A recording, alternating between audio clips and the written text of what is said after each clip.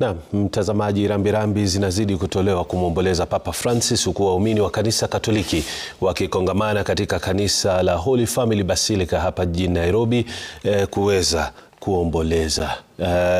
Mwanahabari wetu Willy Lusige tutakuwa tunaungana naye baadaye, lakini kwa sasa hivi rambirambi zinaendelea kutolewa. Nizungumzie taarifa iliyotolewa ama ujumbe uliotolewa na Rais William Ruto kupitia mtandao wa X, akisema anajumuika na kanisa Katoliki na ulimwengu mzima wa Kristo kwa kuomboleza kifo cha Papa Francis. Anasema ni pigo kubwa kifo chake kwa Wakatoliki kote ulimwenguni, sio tu hapa nchini.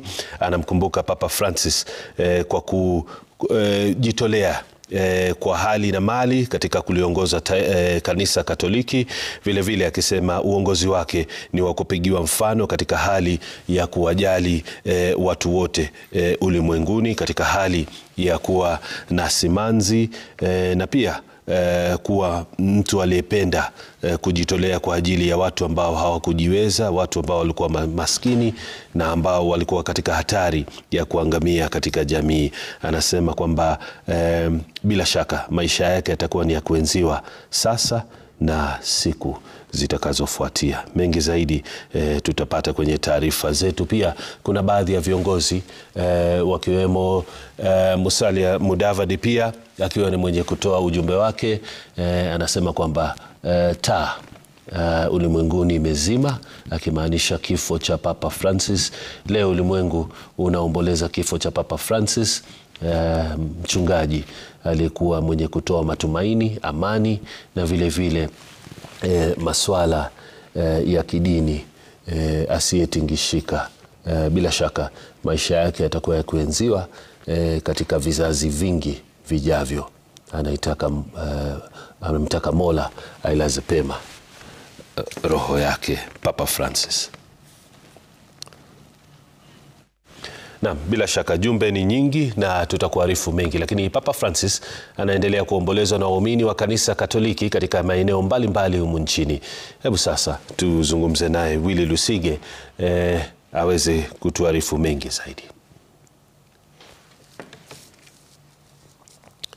Naam, bila shaka habari za tanzia ama kifo chake zilitangazwa mwendo wa saa 1:45 kule Vatican.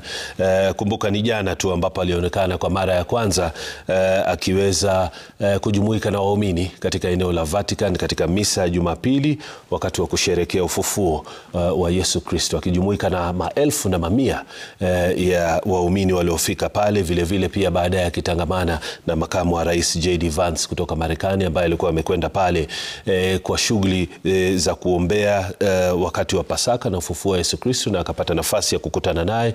Baadaye akaelekea kupumzika katika makazi yake huko Vatican, lakini mapema leo inaonekana hali yake ya afya kazidiwa na aliweza kufariki kama walivyotangaza Vatican mwendo wa saa 1:45 asubuhi. Bila shaka ibada ilikuwa imefana sana, manake ilikuwa ni muda mrefu tangu kuonekana hadharani katika eneo la Vatican, huku akiugua, wakati mmoja akiwa hospitalini kwa muda majumla ya siku 38. Wakati huo pia ikisemekana kwamba hali yake ilikuwa mbaya kwa sababu ya kupata homa ya mapafu na matatizo ya kiafya, lakini anaondoka ulimwenguni wakati ambapo amefanya bidii yake katika kuunganisha ulimwengu, akizungumzia masuala ya vita katika mataifa ambayo yamekuwa yakikabiliana, akizungumza kuhusiana na masuala yaliyogubika kanisa Katoliki na kuleta utulivu. Nasoma ujumbe wa Rigathi Gachagua, aliyekuwa naibu rais, akijumuika pamoja na ulimwengu mzima wa jumuiya ya Wakatoliki katika kumwenzi na kumuomboleza Papa Francis ambaye ameaga dunia leo. Papa Francis aliliongoza kanisa kwa kutumia mbinu na njia ambazo zilikuwa ni zenye ukakamavu, na pia vile vile alitia matumaini na kuwapa wengi nafasi ya kushiriki upendo na kuwa wanyenyekevu katika ulimwengu huu. Anatoa pole kwa kanisa zima la Katoliki hapa nchini Kenya na ulimwengu mzima. Ujumbe wake Rigathi Gachagua.